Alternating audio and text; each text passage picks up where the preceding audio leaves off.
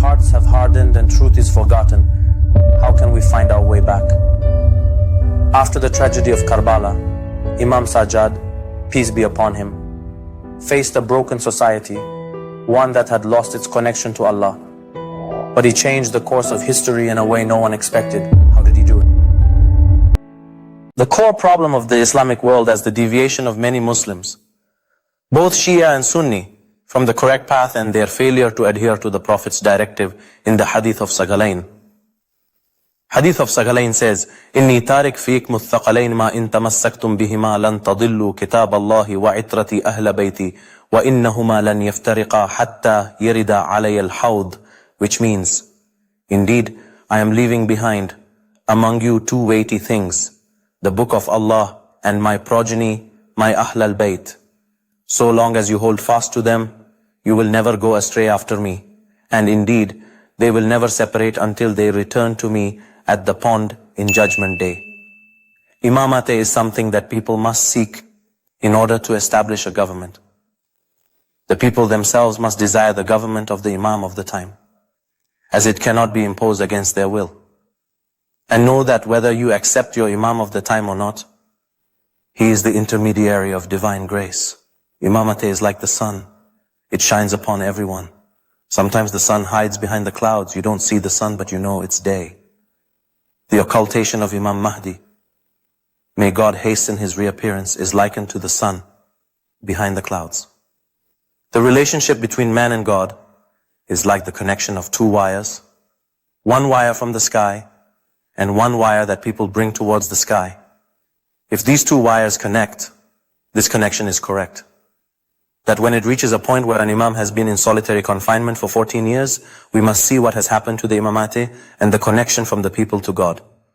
God has referred to the Imamate as a covenant in the Qur'an.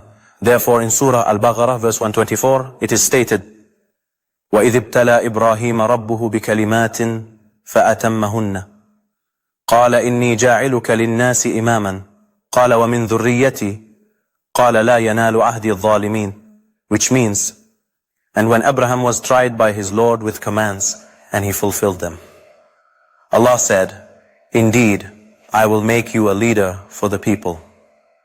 Abraham said, and also from my descendants? Allah said, my covenant does not include the wrongdoers. Injustice has three branches. Firstly, injustice to oneself. Secondly, injustice to people. And thirdly, injustice to God. One who is not unjust does not commit any of these, therefore they are infallible. Where there is no injustice, justice prevails. Therefore, God uses the term wrongdoers to describe those who reject the imamate and break the divine covenant. Injustice means something is not in its proper place. Justice means everything is in its proper place. Regarding those who break the divine covenant, the Qur'an in Surah Al-Ma'idah verse 13 states, فَبِمَا نَقْضِهِمْ مِيثَاقَهُمْ لَعَنَّاهُمْ وَجَعَلْنَا قُلُوبَهُمْ قَاسِيَةً, which means, so for their breaking of their covenant, we cursed them and made their hearts hard. This means if someone breaks their covenant with God, God curses them and they become hard-hearted. Similarly, in Surah An-Nisa, verse 155, it states, فَبِمَا نَقْضِهِمْ مِثَاقَهُمْ وَكُفْرِهِمْ بِآيَاتِ اللَّهِ وَقَتْلِهِمُ الْأَنْبِيَاءِ, which means, so for their breaking of their covenant and their disbelief in the signs of Allah and their killing of the prophets without right.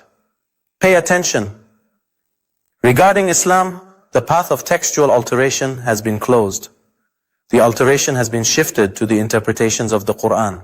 The killing of God's prophets occurred among the children of Israel, who are Jews. It also happened among the children of Ishmael, who are Muslims. After Prophet Muhammad, peace be upon him, there are no prophets, but we have imams, and their work culminates in Ashura. To return to the divine covenant, it is first necessary to remove the hardness of hearts. Therefore, after the martyrdom of Imam Hussein, peace be upon him, there was no longer any possibility for anyone to turn towards the imamate, because they had killed the previous imam in the worst possible way. Certainly, among the Muslim people, Imam Hussein, peace be upon him, had a higher position than Imam Sajjad, peace be upon him. Therefore, In order for the Islamic Ummah to understand the Imamate, this path must be reversed. The beginning of the separation of politics and religion originated with the children of Israel, and this trend also took root among the children of Ishmael. However, it reached a point where the Muslim people once again realized that they must turn to the Imam, and they said, "We are only satisfied if someone from the Prophet's Ahl al-Bayt governs." What happened that led people to the conclusion that they were wrong, and only someone from the Prophet's Ahl al-Bayt should come to rule? The beginning of this movement was with Imam Sajjad, peace be upon him. Imam Sajjad was raised to the Imamate among people who severed heads from bodies as easy as pie, and not only killed, but had such hatred for the family of the Imamate and the Prophet and the Ahl al-Bayt of the Prophet that they also ran horses over his pure body. Note that this act shows hatred and resentment. How can one now say to these people, "I am your Imam of the time, come to me"? Their hearts have become so hardened that there is only one way. First, hearts must be softened again. Therefore, Imam Sajjad puts his finger precisely on this point. To reach the covenant with the Imam Mahdi, may Allah hasten his reappearance, it is essential to understand the necessity of the Imamat. The necessity of the Imamat cannot reside in hardened hearts. We too must soften our hearts. And what better and more beautiful places than two categories? First, the commemorations of Imam Hussein, peace be upon him. And second, the supplications of Imam Sajjad, peace be upon him.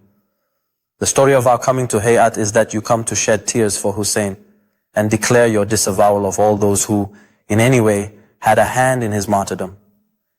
Now that you have declared your disavowal and shed tears, your heart has softened. Because your heart has softened, there is now a possibility that truth can fit within it. Now that the heart is prepared, you must gain knowledge of this truth, meaning understand that this is the right way. This task is carried out by the next Imam. The entire movement of Imam Bakr, peace be upon him, is a scientific movement. The entire movement of Imam Sadr, peace be upon him, was also a scientific movement.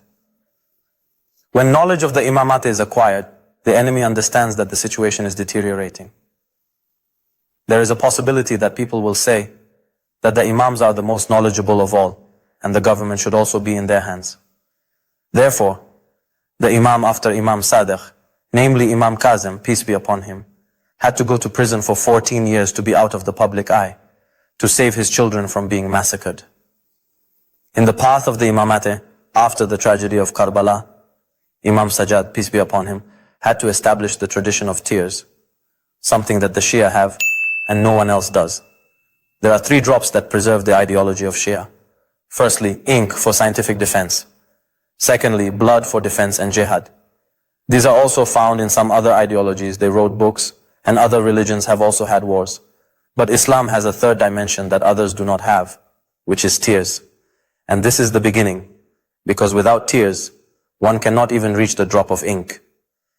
And until the drop of ink establishes knowledge, it will not reach the drop of blood, meaning you are not at all willing to shed blood for the Imam Mahdi. May Allah hasten his reappearance. A person becomes willing to shed blood for their Imam of the time when some people have scientifically proven to them that the Imamate is good and beneficial, and it is worth being killed for them. This happens when a person has shed tears. And for this reason, Imam Hussein, peace be upon him, is a fire in all hearts. This is why we move from the red flag of Imam Hussein to the green flag of Imam Mahdi, peace be upon them. This is why the Arba'in pilgrimage can lead to the Imam Mahdi. Therefore, one side becomes Imam Hussein, meaning blood, and one side becomes Imam Baghr and Imam Sadegh, meaning knowledge, and another side becomes Imam Sajjad, meaning tears. Throughout history, we have had individuals known as great weepers. For example, what did Prophet Adam do when he broke his covenant? He cried. He shed tears and his heart softened. It is of no use until hearts soften. The opening in Jacob's affairs only occurs when he sheds tears for 40 or 80 years to meet the lost Joseph. One of the ways to reach the Imam of the time is to wash the hearts blackened by sin with tears. They have mentioned the names of 5 or 6 people in history who were the great weepers, meaning they cried and shed tears more than anyone else. Prophet Adam, Prophet Jacob, Prophet Joseph, who wept in separation from his father, just as our Imam of the time weeps for us. But another of the great weepers is Lady Fatima, peace be upon her. Note that she did not cry for more than 75 days. But how was this weeping that she is included in the list of the great weepers of history? Why was Lady Fatima, peace be upon her, crying? Because she saw that no one listened to her truthful words. They didn't understand at all. Because she wanted to soften their hearts. So, Lady Fatima, peace be upon her, initiated the jihad of tears. Another of the great weepers is Imam Sajjad, peace be upon him, who wept for 20 years. No food was ever placed before him except that he would weep. It reached a point where one day his servant said to him, "O son of the messenger of God, I fear that you will destroy yourself with weeping." The Imam replied, "I only complain of my grief and sorrow, and I know from God what you do not know." The Imam says, "I know what effects this weeping has before God. I never remember the killing place of the children of Lady Fatima without tears blocking my throat." In another narration from Imam Sajjad, peace be upon him, he again said to his servant, "Jacob was a prophet, the son of a prophet. God had given him 12 sons, and one of them was hidden from his sight. Prophet Jacob cried so much that his eyes became blind, his back bent and his hair turned white, while his son was alive. But I saw my father and brother, and 17 of my relatives, all fallen on the ground. How can my weeping lessen and my grief be relieved?" Imam Bagher, peace be upon him, said, "My father did not eat food or drink water, except that it was mixed with the tears of his eyes." Pay attention that the infallible Imam does not exaggerate. Imam Sajjad, peace be upon him, taught the Shia how to shed tears. How much we have read the Sahifa Sajjadiyah to learn how to talk to God. If you want to shed tears, refer to the Al-Bayt. They will teach you how to shed tears. Sin hardens the heart. Forbidden wealth hardens the heart. Breaking covenants with God hardens the heart. Imam Sajjad, peace be upon him, came to teach how to reach your Imam of the time. The Imam of the time has 2 prayers. One is Dua al-Nudba, meaning weeping and wailing. And the other is Dua al-Ahd. In Dua al-Nudba, you shed tears so that you can renew your covenant in Dua al-Ahd. The teacher of this school is Imam Sajjad, peace be upon him. The strategic weapon of the Shia is wearing black, mourning, and shedding tears. Imam Sajjad said, "Shed tears and fix your relationship with God." But if it reaches a point where you do not shed tears for your sins, Imam Mahdi, may God hasten his reappearance, weeps for you every time he sees your record of deeds. Imam Mahdi has taught this to us in the Ziyarat al-Nahiyya al-Mugadasa and says, "I weep for Imam Hussein, peace be upon him, morning and night. In fact, instead of tears, I cry blood." Imam Reza, peace be upon him, held mourning ceremonies for Imam Hussein, peace be upon him.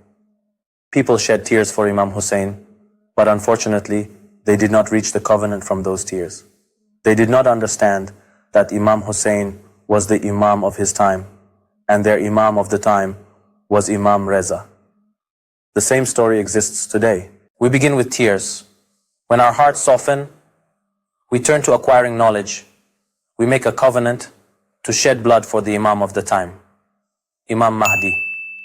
Imam Sajjad taught us the way to cry for Imam Hussein with knowledge, with gnosis, with love, to fix our relationship with God. The Shia should be people of supplication. We should set aside time to talk to God, like reading the Dua Kumail, which is so beautiful. And on Friday mornings, we should read Dua al-Nudba. First, let's fix our relationship with God, then go to acquire knowledge, to learn the science of the Imam of the time. Let's recognize the Imam of the time, which will lead to the government of Imam Mahdi. May God hasten his reappearance.